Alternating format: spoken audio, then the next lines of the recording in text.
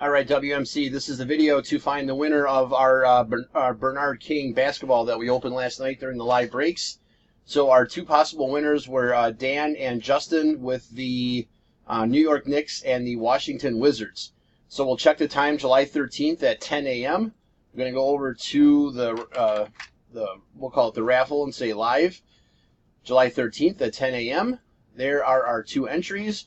We're just going to randomize your names, and then whoever's on top after the final roll is our winner. So we need a dice roll of 5 or higher. There's 7. All right, 7 times, guys. Good luck. 1, 2, 3, 4, 5, 6. Last and final. Here we go. Good luck. It is Dan, spot 1. So, Dan, you are the winner of the Bernard King basketball. There is our verification code, our timestamp, once again, July 13th, 10:01 a.m. That's it, guys. Thanks.